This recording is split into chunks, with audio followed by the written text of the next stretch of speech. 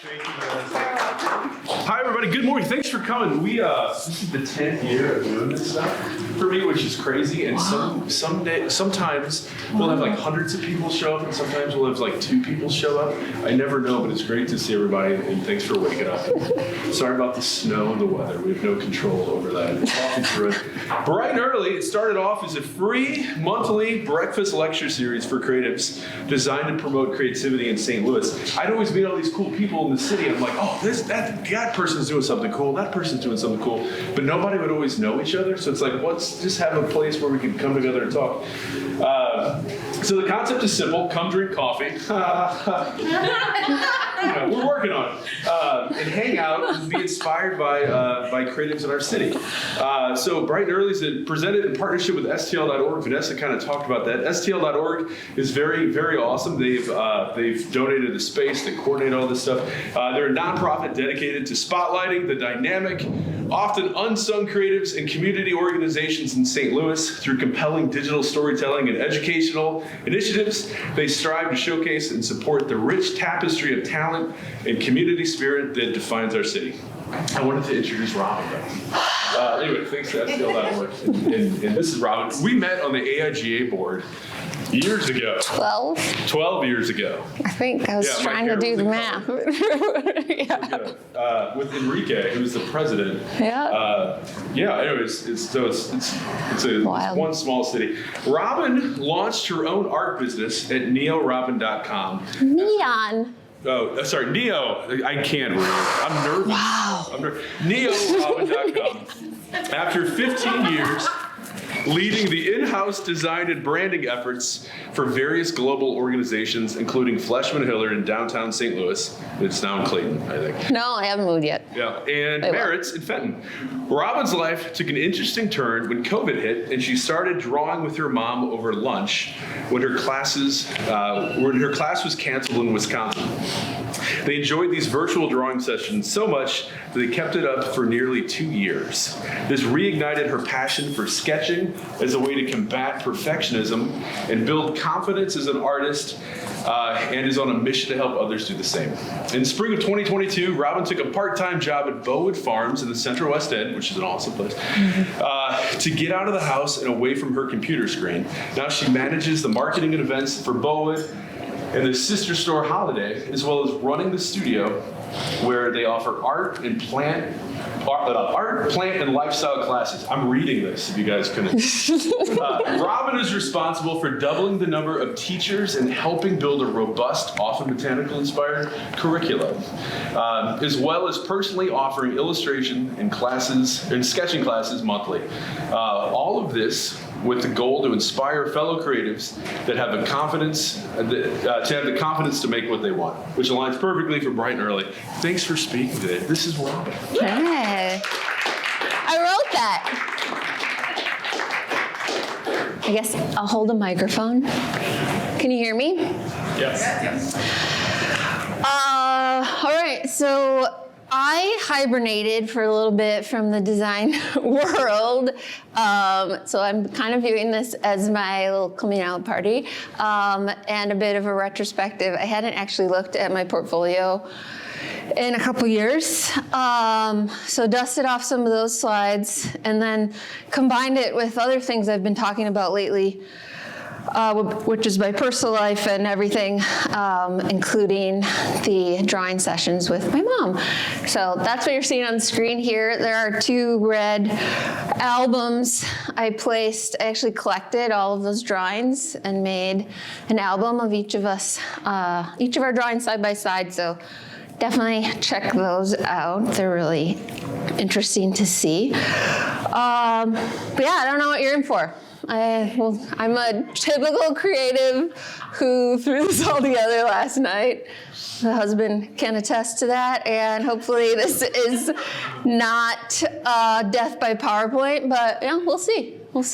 There's some prompts in there too, so if you have pen and paper, you can get that out. Otherwise, I am encouraging everybody to pull out their phone and make a note at a couple different points. So this is an engaging presentation. How do we do this? It's not. All right. So I've been using this graphic for a really long time, probably 12 years, since the beginning of my creative directorhood. It's pixelated. I think that's perfect. What people think success looks like, what it actually looks like. There's probably more dips going further down, but I just love bringing it up, love starting there, love the fact that there's no coffee this morning. That is so on brand for everything I've been doing. It's like I planned it. But if you haven't met me, there are 3 things that you need to know, and I would love for you to introduce yourself at the end of this. I see some faces that I vaguely recognize, so please say hello. I also do not promise to remember your name because I suck at names, and it is what it is. Okay, so 3 things that you need to know about me. I am a maximalist, full-blown. If you give me a deadline, I will work right up until that deadline, and I need the deadline to get there. I want to cram everything I can into whatever I can. And I've learned in design how stripping that back is really where the power lands. So that is the main thing you need to know heading into this next 40 minutes or however long. This is a maximalist talking, and I will do my best to get through all these slides that I put together. As Mike said, I am a recovering perfectionist. So anybody out there call themselves a perfectionist? Show your hands. Yeah. So we're not going to get into the deep psychological reasoning of why that exists in your life, but we will get into why it exists in my life in the next few slides. Perfectionism, awesome, also can be debilitating. If some of you have experienced that, I'm right there with you. The next one is I'm an artist. So I draw, I can paint. I've been doing it since I was little. I am well aware that I have talent in this realm. It also took me 4 years to call myself an artist when I made this pivot. So I was a creative director. I was maybe an illustrator, maybe. But for whatever reason, that artist word was unattainable. Had some loftier, I don't know, baggage with it. So I've been working on that. I've been doing a lot of exercises. I'm an artist. If you make art, you're an artist. That's literally how the verbiage goes. So welcome. This is my story of how I wrapped my head around that word. First thing I've been doing since very early in my career is answering these questions, and it's actually led me to exactly where I've landed. What am I here to learn? What am I here to teach? What am I here to overcome? What am I here to complete? What am I here to express? I revisit these every couple of years, rewrite them. Sometimes they stay the same. Sometimes they evolve. But always thinking inward and outward is a big part of what I do. So with that in mind, I'm gonna make everybody answer one question instead of 5. What do you want? Literally, get out your phone if you have it, or a notebook. Just put one thing down. Don't overthink it. What do you want? No parameters, no nothing.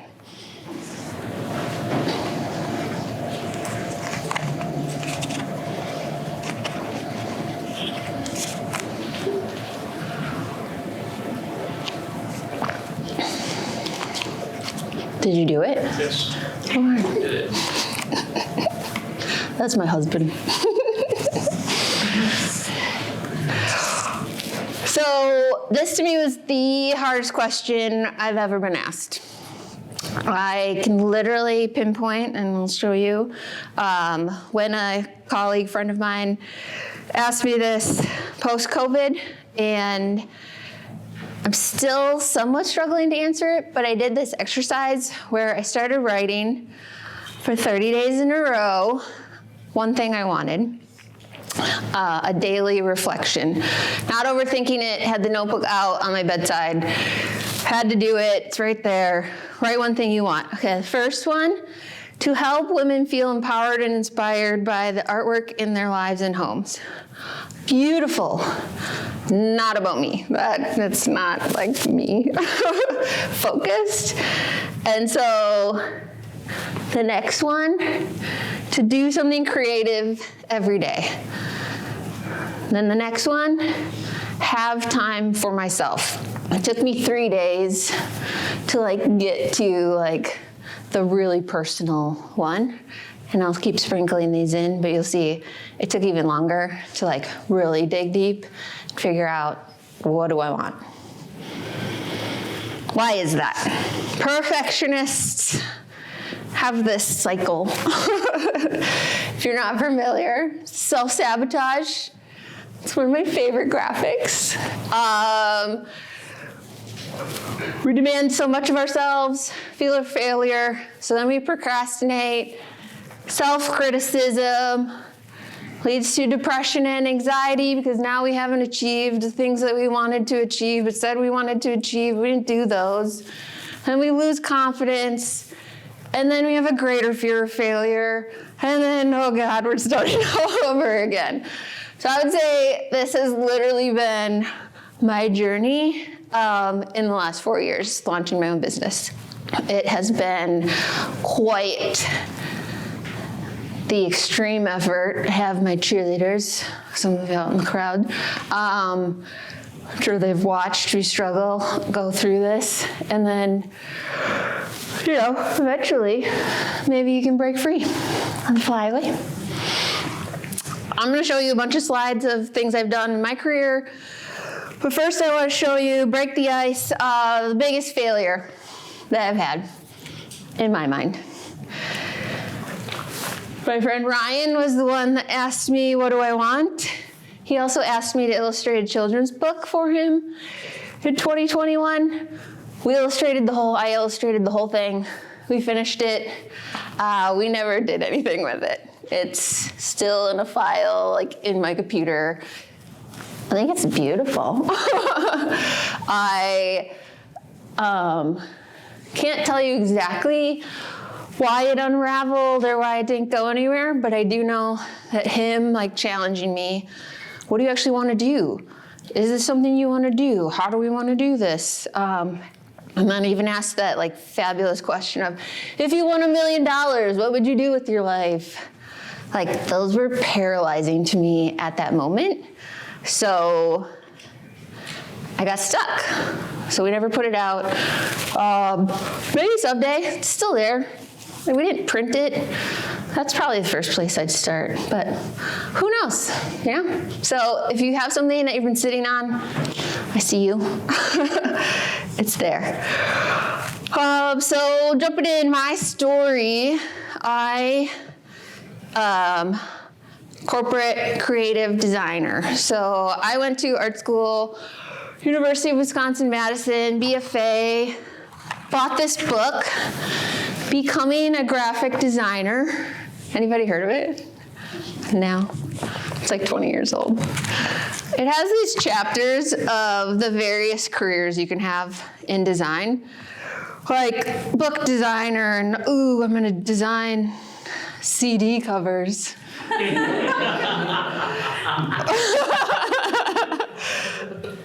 All these different ones that sounded so amazing. And there was one chapter, I don't know what it is, corporate designer. And I was like, no, that is not me. I am not gonna land in that category. And then I totally landed in that category because that's where you go, right? If you want to be an artist, you can be a designer, you can make money, have a career. If you want to do that, being a corporate designer, you can make money, have a career. So that's where I landed. This is my headshot from Fleischman Hillard.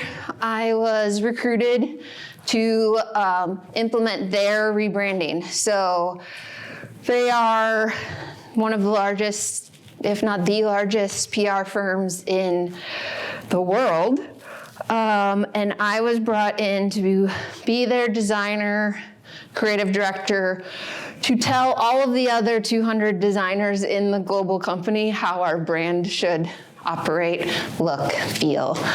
It was exhausting and exhilarating, loved it. And had that as my profile picture for a really long time, I'm sure. Loved it, beautiful. And then COVID hit, and I switched my profile picture. I was like, this isn't me. I mean, it is, but that's not where I want to be. So threw up this one. I remember one of my old bosses commenting immediately, yeah, go get it. That's, yeah, authentic, woohoo. What actually is more authentic would have been this picture. So Casey's here, he laughs. I am slightly removed from this. If anybody has dug into my Instagram or checked out my blog, I am the daughter of a hoarder. She was also an artist. So I grew up in a situation that was not ideal. And it's taken me a really long time to even use that word in a public setting. And it took us 10 years to clean out my parents' house, starting in 2012. I keep looking at Casey. Unpacking all of that has been a part of my art journey, as well as understanding how I got to where I was at age 40 in my career. The first thing I did was write a one-pager.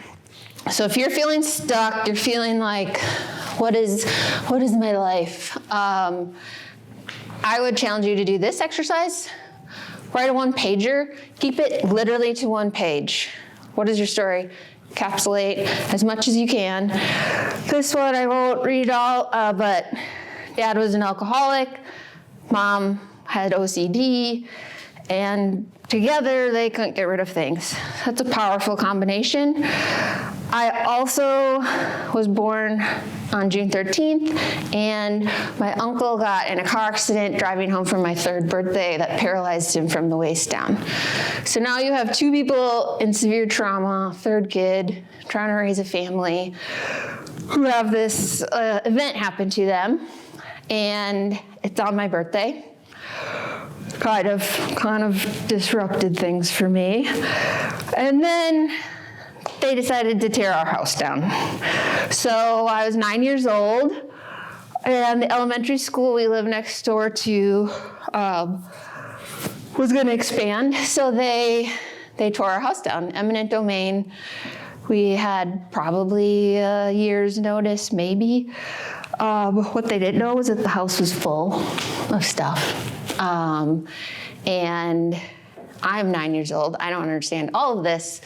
The moving truck shows up on my birthday again, and nobody says anything to me. There's no acknowledgement of my 9th birthday. We're just in the midst of pure chaos. Pure chaos. And then we move, and we don't talk about this house again for 20 years. I hadn't seen this picture. I had a vague recollection of that, but the digging out of the house we landed in is where all of these memories began to surface, and we started telling stories. And a big part of that was drawing together with my mom.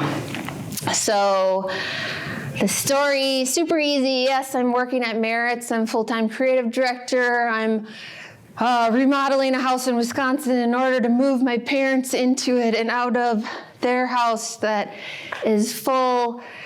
And my mom's drawing class gets canceled during COVID. And I said, well, what time was it? 1 o'clock. Okay, let's start drawing together. We both almost canceled that first call. We both love drawing. And yet we're so nervous to sit down and draw together that we admitted that we weren't gonna do it, but we did. And then we loved it so much that we did it again the next day and the next day.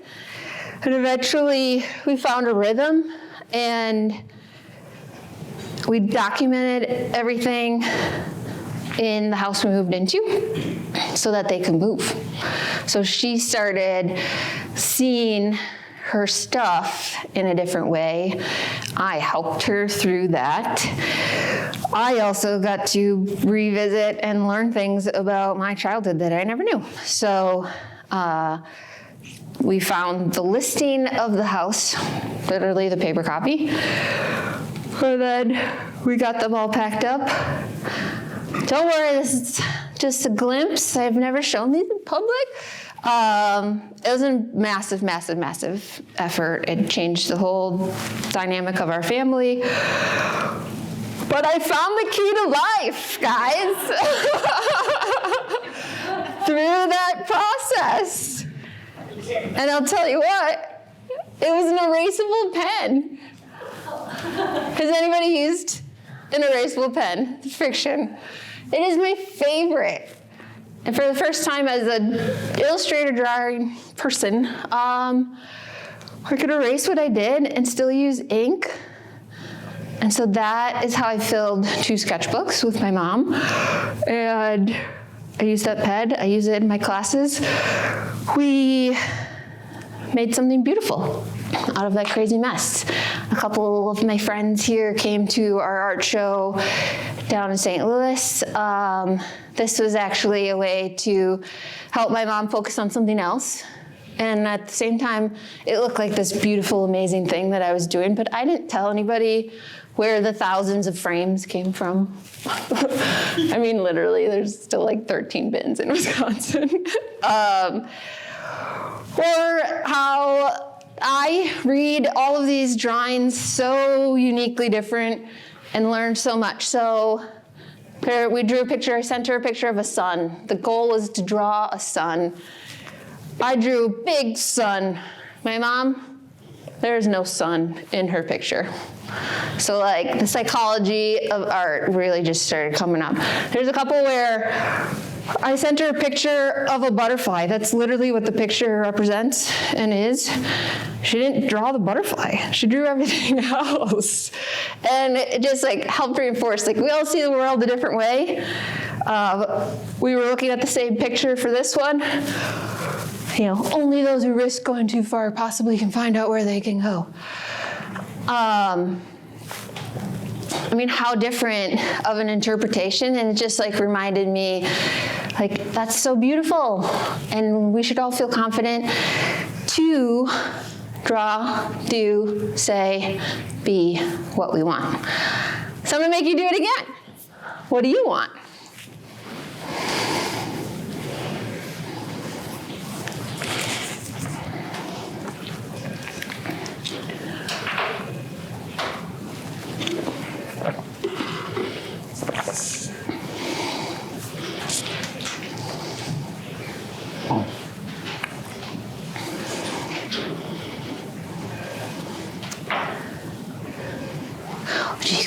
So I'm having everybody write down one thing they want, or at least think about it. But if you have, if you have the ability to actually commit it to your phone, to paper, that is one step further, and that's where you need to go. So here's a couple days in. I want to enjoy my mornings. That means not waking up in the darkness, but I did it for you guys. I want to paint again. And then this is the biggest one. I want a family. I've prioritized my career first forever, and it took a really long time for me to like put my foot down and say, yeah, we're gonna make that pivot and make that happen. So let's see, what date was that? Yeah, it took me 11 days to admit that. And all of that has started accumulating. I wrote those in 2021.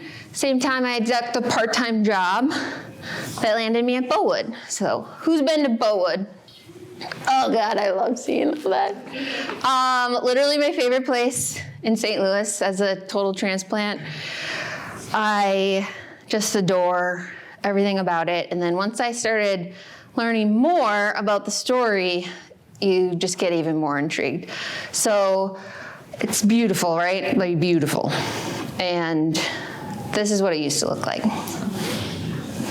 So these are on our website, kind of buried, and just shocking how much effort and the vision that it took to create that space. I don't want to go out on a limb here, but I do credit them for seeing and being the impetus for what's now happening on Del Mar and like starting to go beyond McPherson and Central West End. And it's just a really inspiring, awesome place. And then there's the studio. This is where I hang out. My office is on the second floor. We do classes on the main floor. Caitlin's here. She offers a majority of our art classes, but also used to look like this. So just reminding you, not everything is gonna be beautiful. It's gonna be bumps. It's also a house that has a front door, if you never know that. So one of the first things I did was clean out this front room. We've started using it to do photo shoots and different events. My hope is to eventually use the upstairs, but we'll see. They're holding on to it pretty tight right now. We've got all the teachers using the front door, and we're just trying to create a community in that space. And I was like, this is my dream job. I will be happy now, right? That's how it works? No. So I drew this graphic too. Patience, hard work, and happiness equals success. Sure. Success is always going to keep moving. I changed happiness to acceptance. Where are you? What stage of life? Change success to progress. And that's where we're at. You all thought you were coming here to hear about my career, so I will show you those slides now. Thanks for waiting it out. I started as a designer in Madison, Wisconsin, where I went to school, and then moved to Chicago and got a job at Hugh Freedy, which you probably have never heard of. But I'm sure their instruments have been in your mouth in the dental industry. They are the Cadillac. They are the ones that probably provide a majority of any dental instrument that's been used. And they would brand the fuck out of them. So when I showed up, there was like a bajillion brochures. I used to get pictures of like the salespeople's trunks with the brochures in their trunks, and it was chaos. So we made some binders. We started figuring out, what is all this stuff? What's happening here? Do you realize how much money it costs to maintain 60 brands when this is the one that matters? And it took 4 years to get things cleaned up and rebranded. And then I found that's kind of what I'm really good at. We won a global rebrand award. If anybody's familiar, it's, I don't know, to me, one of the benchmarks in the branding world. I did that at 27. So then I'm like, oh God, I just achieved my dream. What do? You keep changing stuff. We updated all the brochures, created systems. I was in some of them. Moved on to the advertising again. Oh, I'm a hygienist. And everything was beautiful. I, at the same time, fell in love. He moved to St. Louis. And so I was like, well, I guess I'm moving to St. Louis. And I told them, hey, I'm quitting, I'm moving to St. Louis. And they're like, no, let's have you work remotely. And so I did that for a little bit. It's lonely life, I think, when you don't know anybody in the city you live in. So I was recruited by Fleischmann Hillard to do their brand. Same deal, a little less chaotic, but internally very just all over the place. And this is where my sketching really starts coming in, putting things on paper, finding the systems, archiving, pulling it all out, seeing what you're dealing with, and then making it pretty, right? We created brand guidelines. Buck Smith was my illustrator, designer. God, I love that man. I was hoping he'd show up. I should have messaged him. But yeah, we had to roll this out globally across the world and tell all of these people who were running their isolated offices in Milan or Tokyo, it has to look like this. So it takes a certain charisma and storytelling to just get people to adopt what you're doing.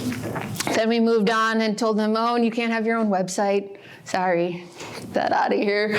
We're gonna make those look the same too. And building plans. I was doing this all from Madison, Wisconsin. Again, I tried to quit. And they're like, why don't you work remotely? This is before I think that was really normal. And I was like, okay, we'll do it. I got back to St. Louis 2015 and had the highlight of my career. Reached the epitome. They asked me to be on this global panel for branded videos. Oh God, I don't even remember now. Anyways, we had my heads by Al Roker. Like, that's awesome. And then I quit the next week because I was back and we were here, and I, again, was recruited to start up a nonprofit called Concordance Academy. This one was more near and dear to my heart. I was ready for it. I'll also tell you, I knew the first week at Fleischmann Hillard that wasn't where I should be. I knew. And yet I was like, oh, I gotta stay a year. Because my resume, I can't bounce. I remember having calls with like mentors, being like, okay, I'll do it. I stayed 4. 70-hour weeks. They're the golden ticket in St. Louis. If you're gonna survive Fleischmann Hillard, you can go anywhere from there. And I was, in the trenches. So I was like, yes, I wanna do this. I'm gonna go out on my own, start my own freelance. But I'll have one main client, Concordance Academy. We are gonna brand them. It's gonna be beautiful. And it was wonderful. I set my own schedule. I went in once a week, had this flexibility, created the career, the life I wanted. And then slowly, scope creep, more projects came. We did a $1 million gala, created all the materials. I loved it. This is what I looked like. I didn't sleep. I went to the gala. I remember leaving for a minute to cry in the bathroom. Like, the anxiety's building. We were like, this is what I want to do with my life. I'm powering through, meant to be. And then Merritt's called. It was like, hey, we've got a brand. We need help. Can you come? And I was like, okay, Okay, I'm gonna do one more brand, and then I'm gonna start painting, and then I'm gonna be an artist, because that's what I've wanted to do all along. One more brand, one more in my portfolio, we can do this. COVID hit, and we signed the deal with the agency to rebrand the Merritt's ecosystem, and then they laid off half our team. And then, months went by where we're working from home. We're still chugging along. I released a brand guidelines. Is anybody familiar with Merritt's? Do you know what they do? Yes. Yeah? Okay. Well, they're doing better then. So behavioral science, freaking love that stuff. I did really enjoy learning everything in that realm. But they had set up their business to be siloed and have different businesses. And, if you're a branding person, that's hard. That's hard to negotiate and navigate. And then they have the parent company, which is who I was working for. And nobody wanted to listen to us, didn't really understand why we were there. So we wanted to simplify everything, get it clean. We did a 6-page brand guidelines. That's it. This is what we're doing. We are top level family of brands. You can have your autonomy underneath, baseline, and go from there. Instead, we focused internally on the intranet. Our intranet probably had 16,000 pages. There was so much content that to get everybody to review it, we printed out every single page and posted it on a wall, probably the size of this one, and made them come and edit it on the wall so they could see their piece of the world amidst the entire content. A lot of work. It totally worked. We got everybody on board. We created, the user experience that was different for all the business units, and we helped them create personas and get all clean. And we launched a beautiful intranet in April 1st, Fool's Day. That is when we did it. They let go of half our team 2 weeks later, and at the end of summer, they let go of all of us. So now I'm at a job that I didn't really want. I remember pulling into the parking lot for the interview and being like, why am I here? And it's because they called. They said, hey, we have this job for you. You want to do it? And I said yes, because it feels nice to be wanted, right? It feels good. I'm on this trajectory. I better just keep going. And then, it lands with a cart filled with my stuff. Nobody's there. I'm pretty sure that wall, if not still intact, of all of the printouts, I'm guessing it lasted years. And, it was crushing. It's a really devastating thing to be part of an organization that lays off thousands of people. And there's so many of us that went through that in COVID. And so that's happening while we're remodeling a house and while I'm digging out my parents from their house and drawing with my mom. And I was like, I can go back into corporate America. I actually she must have known that Merritt's was going to lay everybody off. I got a call the next day, job offer, 6 figures, the day after everybody was laid off. And I was like, I'm going to think about it. I never called her back. I was like, I'm going to keep drawing with my mom. And so that's what I did. Because that's what I wanted to do. Oh, one more time. What do you want?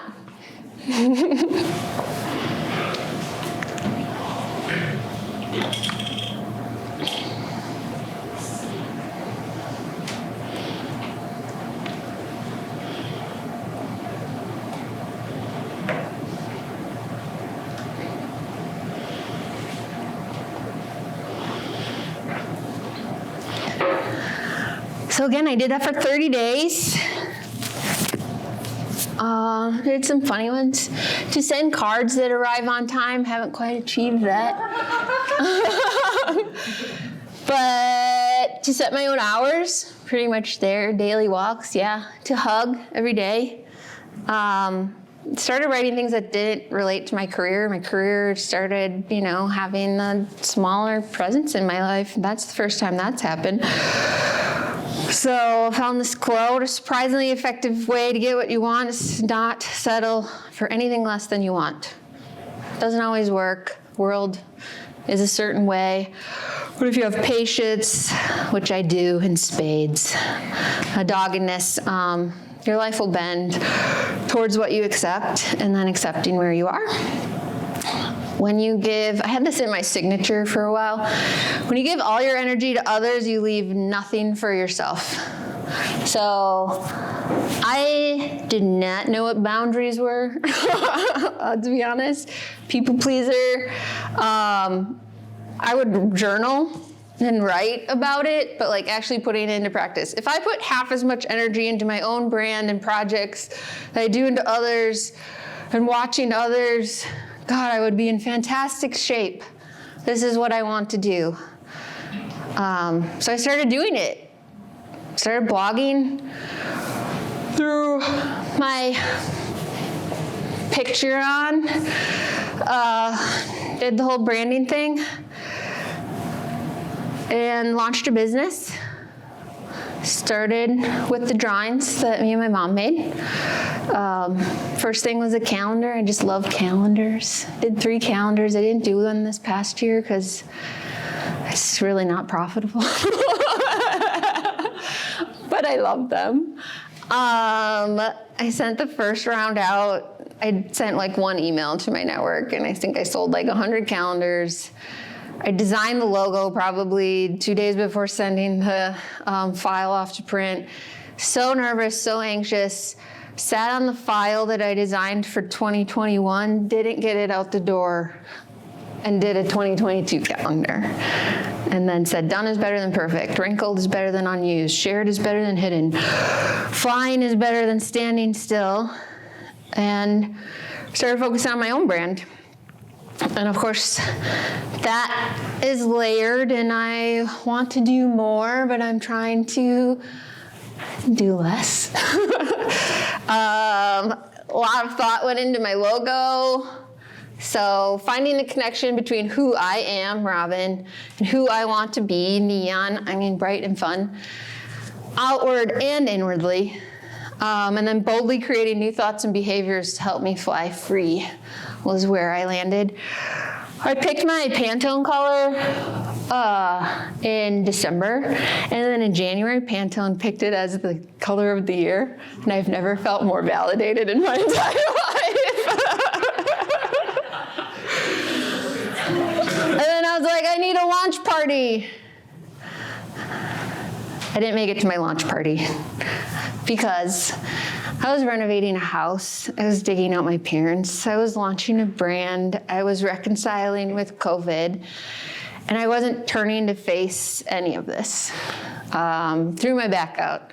Entirely stressed, anxious, burnt out, done, right? That was the ER trip that was the wake-up call for us, where you can't do it all. You just can't.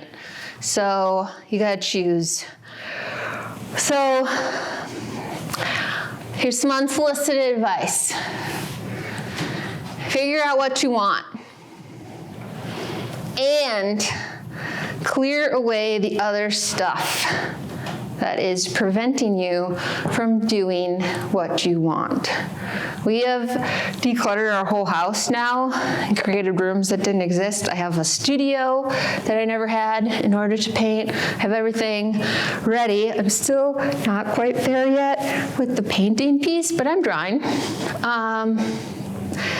And I know we do this as creatives on a regular basis. We help people streamline. So how do you do that with your own life?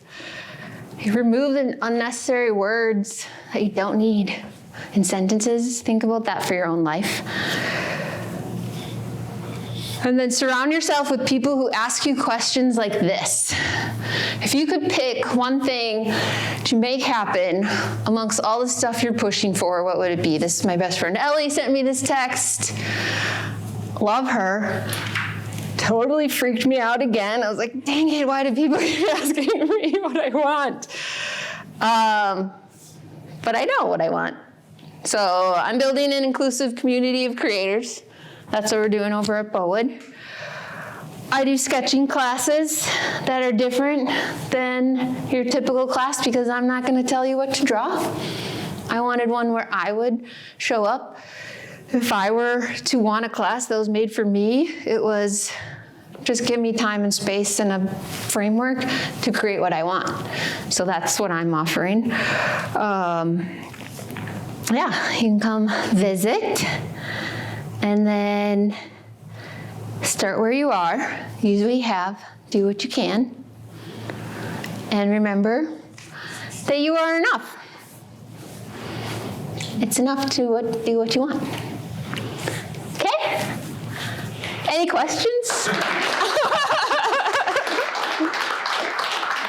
Hey. Holly. What you want is still very much around other people. I know. So what do you want? I know. Ask me that tomorrow.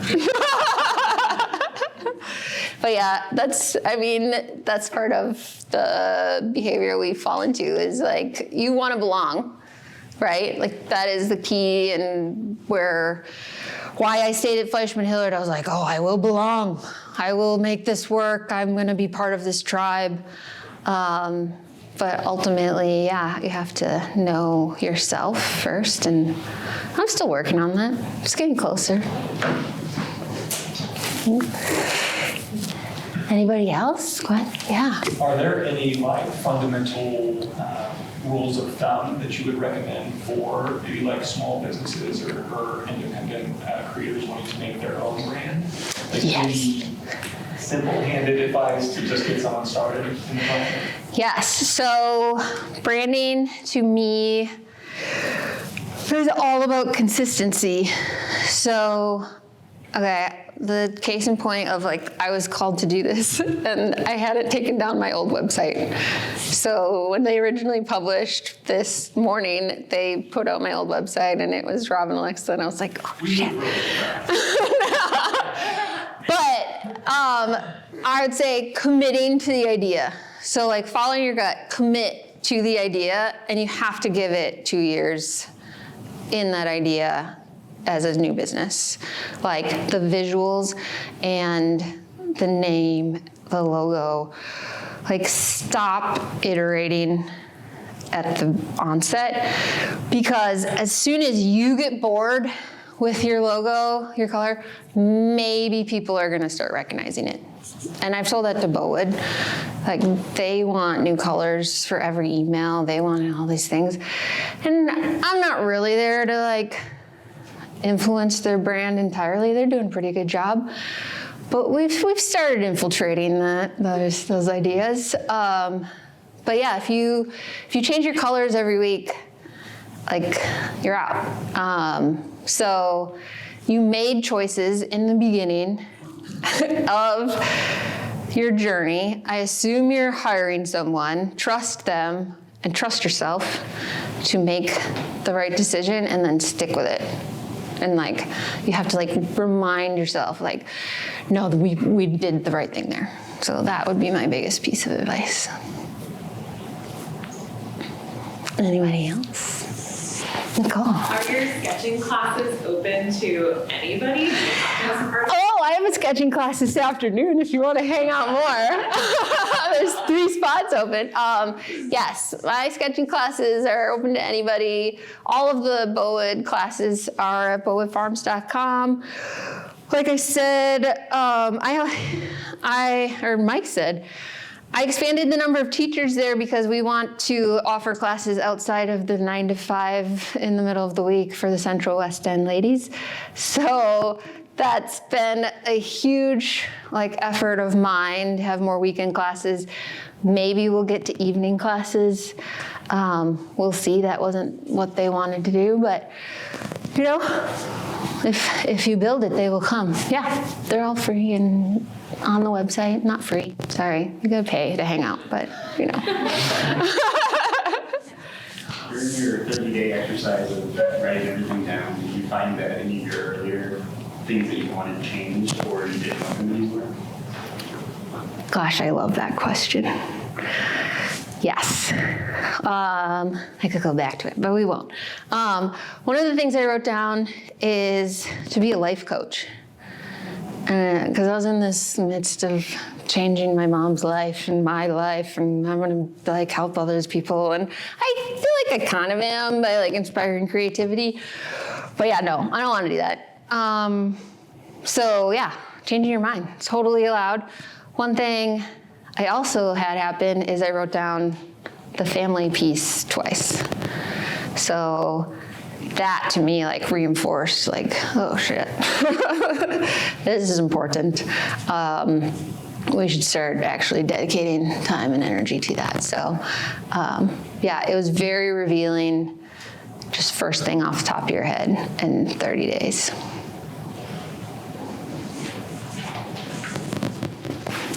Okay. Oh, Dominic, yeah. As a fellow creative and art therapist, did you ever seek out, if you're willing to share, therapeutic support?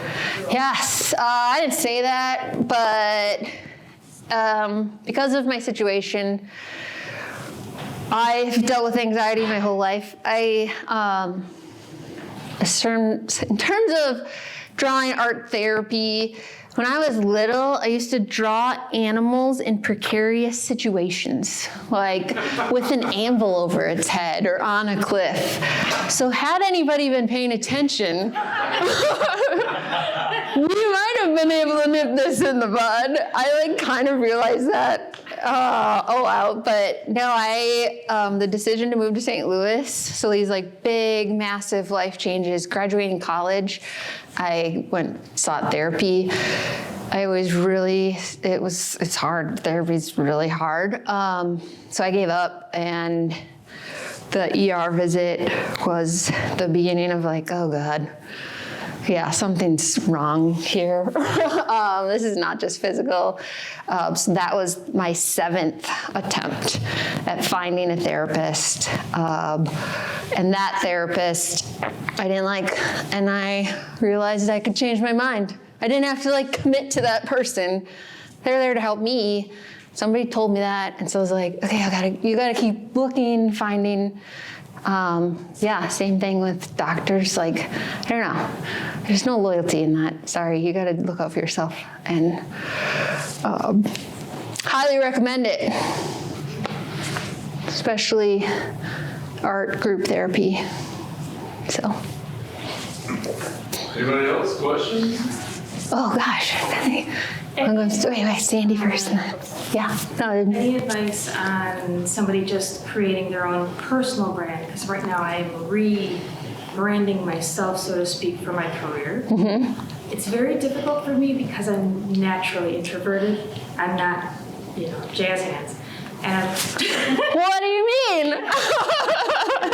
And I'm just trying to find that way to dive into, this is me. Wait, you don't need to know everything about me. There's a part of me that there's a privacy thing. I don't know. How do you brand yourself in the world? Okay, so I did a whole workshop on personal branding, and it's at the heart of everything I do. The first thing I would say, and we did this in Paris for Fleischmann Hillard as an exercise, what does your t-shirt say? So you're going into a job interview, what is the one thing, it can only be a slogan on your t-shirt, and then latch onto that, and that's who you are. That's who you're gonna be in those moments. It is a persona. You have to channel that. Maybe it's inauthentic at the start, but eventually, if it gets you the job, then start moving on from there. But yeah, I think that's the biggest thing, and being consistent. If you have a presence like a LinkedIn and your email signature, and just thinking about all the digital places that they can find you. If they Google your name, what are they going to see? Tightening up that personal brand is really important. Yeah, Enrique. So looking at your drawings and your story, I think you sort of said this, but the act of drawing with your mother is a therapeutic sort of like Oh yeah. cathartic sort of thing. Is that like, did you just sort of stumble across that, or is that like a thing? And if it isn't, like, I feel like that thing is like something you can sort of share with others actually as a practice. I mean, maybe you're doing it in your. It is a thing. It's fully art therapy. Okay. I looked into getting a degree and certification, but then back to Holly's thing is like, okay, now you're doing this again for other people. And I knew in some ways, well, I knew after we started that things, like it was helping. She started talking about things that I hadn't heard her talk about, and I've tried. But when you get comfortable and in that space, so yeah, I mean, that's literally what my classes try to do, which kind of takes people aback. They are a little more art therapy leaning because I can show you how to draw, but if you're not drawing what you want to draw and you're not creating what you want to create, then like I'm only doing you half the justice of what the art can do for you.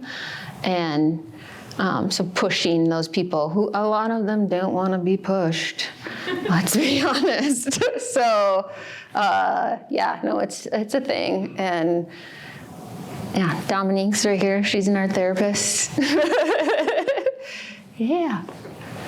Holly. What about how you used to get us on these little drawing things with your calendars, how you create this calendar and you didn't know we were going to start drawing? God, it's like I planted you in the crowd. No, I did. I did monthly coloring calls because I loved it so much, and I was like, oh God, other people in my life can benefit from this. I did a year-long effort of having monthly, first Monday of the month coloring calls, and I mean, I immediately realized like how quickly people wanted to share what they made. They wanted to talk about how they hadn't spent an hour just being creative in so long. My friend Christina came in. I invited them over for a vision board class, and I asked her what she wants. I made everybody talk about what they wanted. She has 4 kids. She was like, good Lord, I can't remember the last time I thought about what I want. So any sort of art, like, pulls that out of you. Is that what you asked me? I don't even know.